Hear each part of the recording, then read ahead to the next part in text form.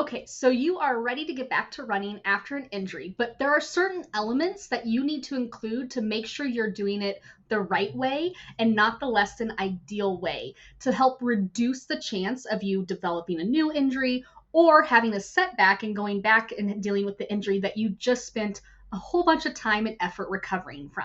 So that's what we are going to cover today, the right way to get back to running and how to structure a training plan when you are in your return to running journey. Hey there, I'm Dr. Abby Siler, a physical therapist and a runner who specializes in helping runners prevent and treat running injuries and keep them on the road running. I love helping runners out, and that is what I am doing in this channel, is to help you keep running or recover from an injury in the best way possible to get you on the road running or trails, whatever it is that you might want to do. In the last video, we talked about how to know if you are ready to start your running journey again. If you missed it, be sure to check it out. It's the first video of this series. I'll put it on the screen here. That way you can easily jump back to it if you need to see if you are even ready to start this portion and start a training plan to get you back on the road running after an injury. So that you know that you're ready to start running based off of that video, based off of the information that I gave, and how to test yourself to see if it's time to start adding running back into your training plan. But where do you even start? How do you know what to do? That's what we're going to talk about today. There are some rules that I like to follow when it comes to getting a runner back to running after a break from injury or just a break in general. But keep in mind, these are guidelines and not hard and fast rules, but they are good to keep in mind and good to follow when you are starting your return to run journey.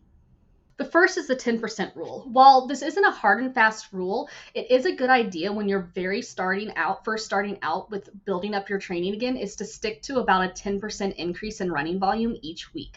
20 to 30% increase in volume is more likely to make you irritate the tissues that you recovered from and the injury that you were dealing with in the first place.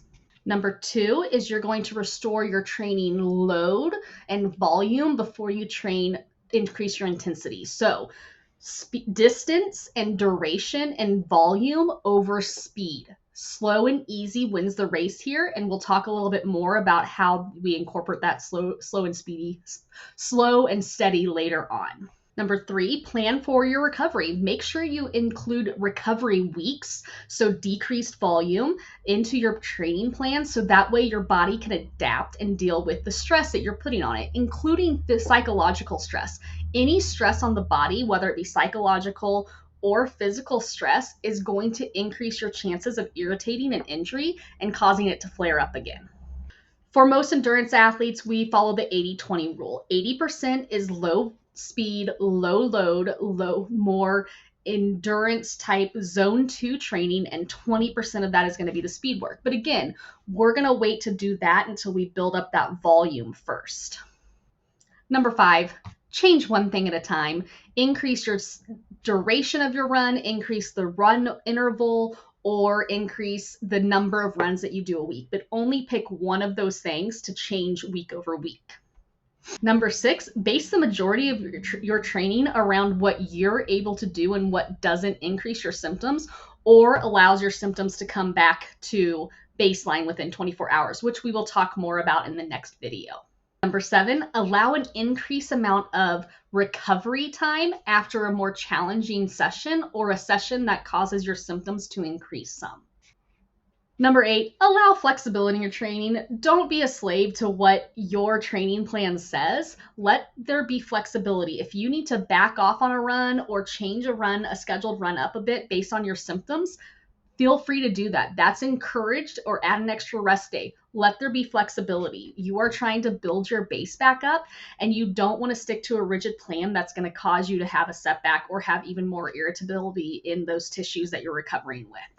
Number 9, plan your training based on what you're currently able to do and what your long-term goals are. So you might have, before your injury, been able to run 5 days a week, 6 or 7 miles, for example. You're not going to do that starting off when you start this training program after you've taken time off from an injury or other life circumstances. You're going to start lower and start way back. It's almost like you treat yourself like you're a beginner runner again. While you may have been doing cross training, so your aerobic capacity is there, your running capability, the tissues in your system, in your body, are not able to handle the stress of running what you were already doing. So you're back at a beginner level, more or less, in terms of what your tissues are able to tolerate. So you're going to start lower. You're going to start where you're currently at, not where you were at before your injury happened. So what type of training, what type of load do you start with at the very beginning? After an injury, after you've taken time off, I have all of my runners that are returning from an injury or even still dealing with an injury start with a run walk program. They might do these run walk intervals for 4 weeks or 10 to 12 weeks, depending on where they are, what their current tissue capacity is, and what they're able to tolerate. This varies from person to person, and it depends on how you respond to your training runs to know how long you're going to be spending in these run walk intervals. So why do I do run walk? Basically, the periods of walking will allow the tissues in your body, in your structures, to allow them time to recover and take a break before the next run interval. This decreases the load and the stress that your tissues are taking. And also, when we did the tests in the previous video, we talked about making sure you can run for 1 or 2 minutes without your symptoms increasing. So that's where you start. If you start at a run walk and you start where you're able to run for just a minute or two, you're going to be able to start running again way earlier in your injury recovery process and your return to running process than if you waited to the point where you could run continuously for 30 plus minutes because your tissues aren't ready to take on that stress yet. We want to build up to that. And the best way to build up to that 30 minutes of continuous running and beyond is to start with shorter duration, build it up to that, and keep the tissues developing and accepting the stress that running puts on it. So the way I structure a return to running plan after an injury is 3 runs a week, starting with those run walk intervals. The first week is typically going to be 1 minute of running, 1 minute of walking, doing that for 5 sets. So you're going to run for 10 minutes that very first run. The second run of the week, after you've had a rest day in between them, you're going to do the exact same thing, 1 minute run, 1 minute walk, but for 6 sets. And then the third week, the third day that week, you're going to do 7 sets. Second week is going to be similar. You're going to do that 1 minute on, 1 minute off 3 times a week until you build up to 20 minutes of 1 minute on, 1 minute off. After that, then you'll start adding those different variabilities, changing things up, probably changing it from 1 minute run to 1 minute walk to 2 minute run to a 2 minute walk. All the while, you're going to be monitoring your symptoms to see how your body and your tissues are reacting to this load and training volume. We'll talk more about how to know what symptoms are acceptable and not acceptable in the next video. So stay tuned for that. So this run walk increasing 3 days a week is similar to many couch to 5K programs. The only difference is that almost all of the couch to 5K programs don't incorporate anything else but running. And that's where a big downfall is for any runner returning to running after injury, or even new runners. Actually, you have to have more components to it.